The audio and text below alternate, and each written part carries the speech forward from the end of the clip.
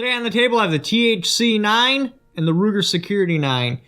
You will see a price split of about $54. The Ruger Security 9, now that is with the laser on it, is about $54 cheaper. Specs: the Ruger Security 9 is a longer firearm. It also weighs more, and even without magazines in it, it's still a taller firearm.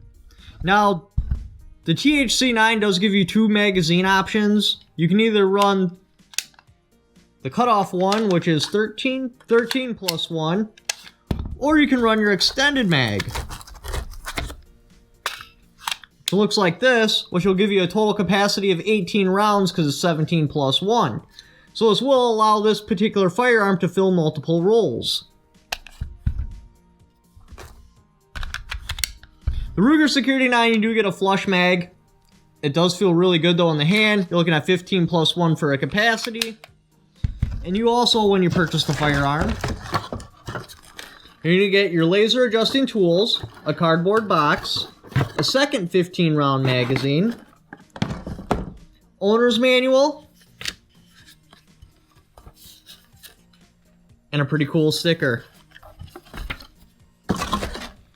When you purchase the TH9C, you're going to get a very nice hard case. This thing is actually pretty quality. Hinges in the back. It's got locking hinges in the front. You get an owner's manual, range flag, your two magazines, firearm lock, speed loader, and no sticker. Sights: the Ruger Security 9 uses a field goal sight, kind of like a Glock. Your TH9C uses a 3-dot sight. The Ruger Security 9, because it's ramped in the rear, it is absolutely impossible to hook on your clothes.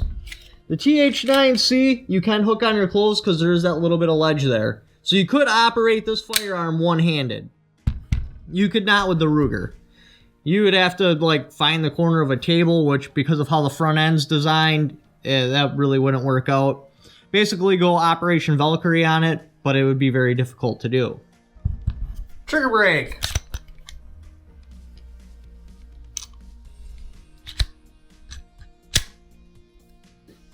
Ruger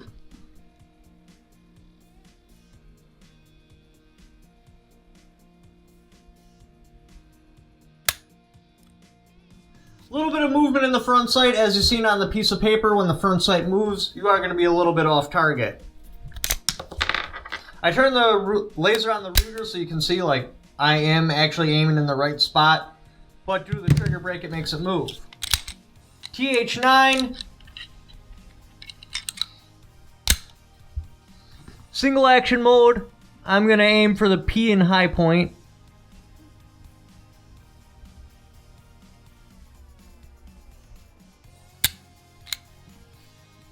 Nice on target. That's exactly where it should be.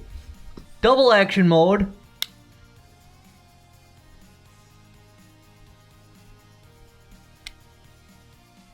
A little bit off to the right. You know, that's normal. Double action brake. The single action isn't that bad though. Your Ruger Security 9 has an external safety. Next to impossible to put it on without canting the firearm or using your other hand.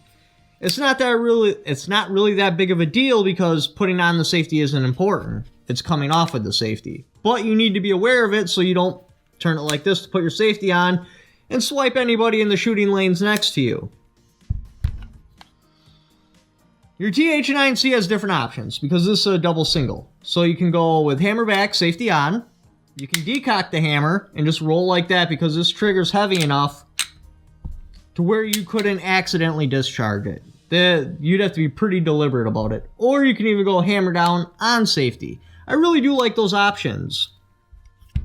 Both come with accessory rails, but if you get the model with the laser, not possible to use the accessory rail because the laser's right there. Controls from your normal shooting position. Decocker, very easy to hit. Slide release, also very easy to hit. I don't like the decocker and slide release, how close they are together, because it is possible to accidentally decock this. Now, it isn't as bad as, say, on a CZ P.O 7, because it's pretty small, so your finger would have to come down and almost at like a backward angle to do it on accident. But it is possible, so it is something to be aware of. Magazine release, I can't hit it from my normal shooting position. I have to shift my grip. I don't like that at all, because even now that I can operate this one-handed, because I have to shift my grip, it is possible for whatever reason I drop the firearm. For my normal shooting position, I want to be able to operate all controls. Ruger Security 9. Slide release from your normal shooting position.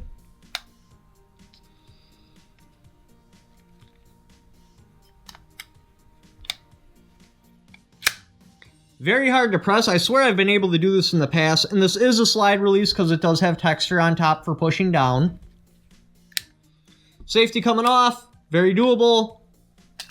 I can hit the mag release. It's tough though. It is easier if I come up and just cant it slightly, but it is doable from my normal shooting position. Laser, not a possibility. That you'd have to totally change your grip, or you'd have to come up with your other hand and hit it. So which one would I pick? Well, there's a couple of different options here. Both of these are great entry-level firearms. Your biggest thing is, do you want to go DASA? Or do you want to go, it's just almost kind of like single action only, because the hammer is pre-cocked, and you're just moving it a little bit more. But the trigger kind of sucks. With DASA, you can cock the hammer and get a much finer trigger. So that's pretty cool. If it is your first firearm like ever, it might not actually be a bad idea to get the Ruger Security 9 with the laser, because say you get the one with the laser, right? And then you pair it up with a training laser. You can actually get pretty good at shooting your firearm, because when you're at the range shooting it, any mistakes you make, the recoil of the firearm will mask them. Like say you have a bad trigger pull or something, so just assume that the firearm itself is inaccurate. With a training laser, that recoil isn't there, so you notice your mistakes. Now pair that up with range time as well, you'll be a pretty accomplished shooter. But the THC-9, because you have different magazine options, this will let it fill different roles. For me, this is still too big to conceal carry, but I mean, if you're a person that can do it, great. And then you can put it in a smaller magazine to make that more possible. Now you are at a huge disadvantage with this mag release. Oh, speaking of which, neither of these are left-handed friendly. So if you're a left-handed weirdo, just click off of this video now. But anyway, that does put it at a disadvantage. Now another advantage to this is it's super easy to take apart. Works exactly the same way as a Glock. The Ruger Security 9, it's a little bit more difficult. So you are more likely to keep the THC-9 clean, which dirty firearms malfunction. So you could have problems with this. This also has some sort of manufacturing error. Say for whatever reason you get that training laser, right? And instead of coming all the way back, you just rack it far enough to cock the hammer. If I were to pull the trigger right now, it will be the last time this firearm ever discharges. I don't know what's wrong with it, but if you don't bring it all the way to the rear before you pull the trigger, the fire control disassembles itself. Or stretches, or something inside breaks. I actually made this mistake. I thought it was just shipped to me broken because it clicked once and then it never clicked again, but somebody in the comments had pointed out, I'm like, hey, actually that's exactly what I did. Thank you for letting me know. Now when it comes to warranty, I have first-hand experience with the Ruger's warranty system, and it's just blown my mind. It's holding the crown right with Mossberg for the best warranty system I've ever dealt with. Customers have told me the Taurus warranty is really good, but I have no real personal experience with it. So I mean, warranty, it's kind of a wash. Taurus only runs a 1-year warranty on their firearms, so I don't know if they'll be weird if it's older than 1 year old. Ruger, I've sent in parts from guns that are years old without question or anything. All I had to do was pay shipping there. They paid shipping back, gave me the part for free, no hassle. It was done in a timely fashion. I had sent the part out on, I think, like Wednesday. I had the replacement part by the end of the week. That's pretty impressive.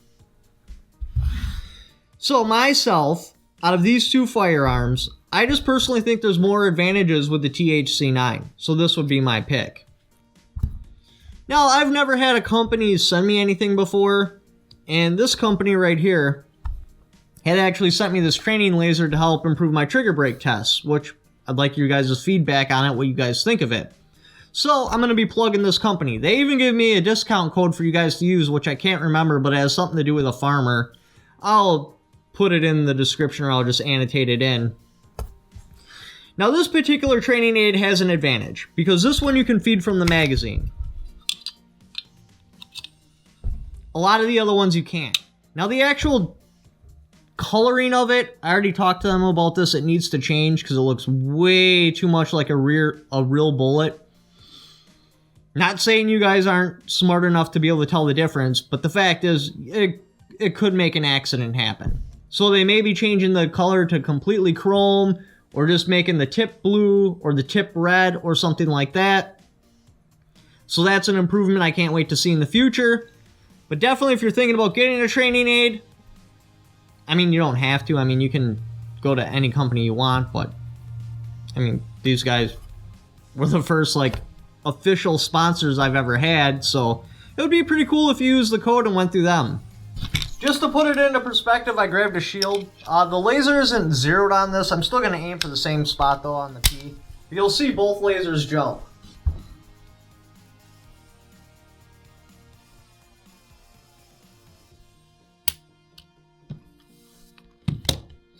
And these types of products definitely show you how much movement you're getting in the front sight if you're to do dry practice at home. But anyway, thank you for watching. Leave in the comments below which one of these two firearms you would pick and why. Don't forget to subscribe.